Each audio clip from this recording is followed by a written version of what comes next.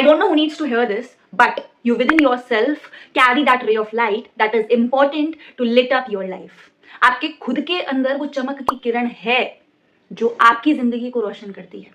आपको इधर उधर किसी भी कारण को तलाशने की जरूरत ही नहीं है।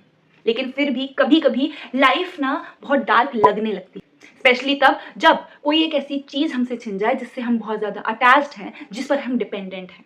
कोई एक पर्टिकुलर सिचुएशन, कोई एक पर्टिकुलर ड्रीम, कोई एक पर्टिकुलर लग्जरी, कोई एक पर्टिकुलर सिनेरियो या फिर कोई एक पर्टिकुलर पर्सन। कभी कभी जब ये चीज हमसे छिन जाती है, हमें इससे दूर होना पड़ता है, हम डिटैच होना नहीं चाहते, लेकिन हमारे पास कोई और ऑप्शन नहीं बचता, तब हमारी लाइफ ना थोड़ा डार्क में चली जाती है। हमें अपनी वर्थ कम लगती है और हमें ऐसा लगता है कि अब तो हमारी लाइफ में कुछ बचा ही नहीं है। लेकिन तब भी आपकी सराउंडिंग्स में कहीं ना कहीं कुछ ना कुछ किसी ना किसी तरीके से आपके लिए एक रे ऑफ लाइट की तरह एक्ट करता है। लेकिन उस पर्टिकुलर सिचुएशन में हम अंधेरे में इतना डूब चुके होते हैं कि हम चाहकर भी उस रोशनी की तरफ देखना नहीं चाहते, या तो हम देख पाते नहीं हैं या फिर हम देखना चाहते नहीं हैं। इसलिए नहीं क्योंकि अंधेरा ज़्यादा है, बल्कि इसलिए क्योंकि हमें ना थोड़ी ज़्यादा चीज़ों की आदत थी। कोई एक ऐसी चीज़ की आदत थी जो अब हमारे पास नहीं है, तो हमें ना ज़्यादा चीज़ों की आदत थी। और जब हमसे वो चीज़ छिन गई तो अब हमारी सोल उस सिचुएशन में अडैप्ट कर ही नहीं पा रही है, एडजस्ट कर ही नहीं पा रही है। ऐसा ही होता है ना, जब तेज़ धूप से अचानक एक लाइट जल रही है, ऐसे कमरे में आ जाते हैं तो आइस थोड़ी देर के लिए एडजस्ट नहीं कर पाती हैं और पूरा रूम बहुत डार्क डार्क लगता है। ऐसा लगता है कि रोशनी कितनी कम है। लेकिन अगर थोड़ा टाइम हम खुद को देते हैं, खुद की आइस को देते हैं, तो वो एक लाइट इनफ लगती है ना। ऐसा ही लाइफ में भी होता है। लाइफ में भी कभी कभी जब हमसे कुछ चीज़ें छिन जाती हैं, हमें बहुत खालीपन लगता है। लेकिन अगर हम अपनी सोल को थोड़ा सा टाइम देंगे तो हमें रियलाइज़ होगा कि एक्चुअली हमसे कोई एक चीज़ छिनी है, लेकिन हमारी लाइफ में और भी बहुत सारी चीज़ें हैं जिनके बलबूते पर जिंदा रहा जा सकता है, जिनके बलबूते पर खुश रहा जा सकता है, जिनके बलबूते पर जिया जा सकता है। और बस यही एक अंडरस्टैंडिंग है जो ज़रूरी होती है, क्योंकि detachment is a part of life, is an inevitable part of life. अब सिचुएशन को थोड़ा अलग तरीके से समझते हैं। मैं मानती हूँ कि सूरज में रोशनी ज़्यादा है, सूरज में रोशनी बहुत ज़्यादा है as compare to a light in the room. लेकिन इसका मतलब ये तो नहीं है ना कि आप पूरा दिन उस सूरज में बैठ सकते हो। अगर आप ऐसी कोशिश भी करोगे तो आपकी आंखें चुंधिया जाएंगी और थोड़ी देर बाद आप खुद अपनी आंखों को फेर लोगे। और अगर नहीं फेरना चाहोगे तो भी वो सूरज की रोशनी आपको हर्ट करने लग जाएगी। तो थोड़े टाइम बाद आपको उस रोशनी से अपने रूम में आना ही पड़ेगा। You don't have any other option. That detachment is important. ऐसे ही लाइफ में भी कभी कभी कुछ सिचुएशंस ऐसी होती हैं कि हमारे पास सारी खुशियाँ हैं, इंसान है, हमारे पास वो लग्जरी है, हमारे पास वो सपना है, हमारी गोल बस अचीव हो ही गई, और फिर वो हमसे छिन जाता है किसी भी कारण से। और जैसे ही वो इंसान जाता है, वो लग्जरी जाती है, थोड़ी देर के लिए हम एडजस्ट नहीं कर पाते। कुछ दिन हम पैनिक मोड में चले जाते हैं। इसलिए नहीं क्योंकि हमारी लाइफ में और लोग नहीं हैं जो हमसे प्यार नहीं करते, इसलिए क्योंकि हमें उसके प्यार की आदत थी।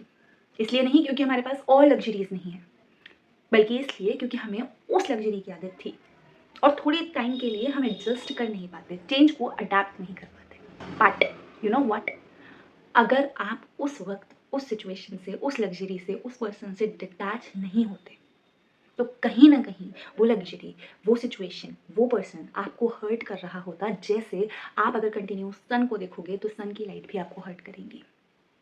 इसीलिए हर चीज़ का एक फिक्स टाइम होता है। सूरज सुबह आता है, आप धूप में जाते हो, लेकिन थोड़ी देर बाद आपको वापस अपने रूम में आना पड़ता है। सूरज भी शाम को ढल ही जाता है। सिमिलरली पर्सन, कोई पर्टिकुलर सिचुएशन आपकी लाइफ में आ रही है तो वो ख़त्म भी होगी, वो जाएगी भी। And detachment is also an inevitable process. आप कितना भी पेनफुल फील करो, बट आपको डिटैच होना पड़ेगा। और अगर आप डिटैच नहीं होंगे या वो सिचुएशन उस टाइम पर नहीं जाती ना, तो कहीं ना कहीं वो सिचुएशन, वो पर्सन भी उसी तरह जैसे सन हर्ट करता है, उसी तरह आपको हर्ट कर रहे होते। That is why that particular detachment was necessary. And at the end, जैसे सूरज की रोशनी से रूम में आने के बाद आईज कम लाइट में अडेप्ट कर लेती हैं, खुद को एडजस्ट कर लेती हैं, और फिर उन्हें रियलाइज होता है कि नहीं यार, ये रोशनी बहुत है, एक्चुअली मुझे ज़्यादा की आदत थी। ऐसे ही जब हम अपनी सोल को थोड़ा टाइम देते हैं ना, आफ्टर डिटैचिंग फ्रॉम समथिंग, तो धीरे धीरे धीरे धीरे कहीं ना कहीं वो डिटैचमेंट हम एक्सेप्ट करने लग जाते हैं। एंड जब वो एक्सेप्टेंस आ जाती है तब रियलाइज़ होता है कि एक्चुअली ये चीज़ एक्सेप्ट करना इतना भी मुश्किल नहीं था। ठीक है, वो एक पर्टिकुलर पर्सन, वो एक पर्टिकुलर लग्ज़री, वो एक पर्टिकुलर सिचुएशन हमारी लाइफ से चली गई है, लेकिन जो है वो काफ़ी है। किसी चीज़ का आना, किसी चीज़ का जाना, किसी चीज़ का छिन जाना सब ज़रूरी भी है और तय भी है।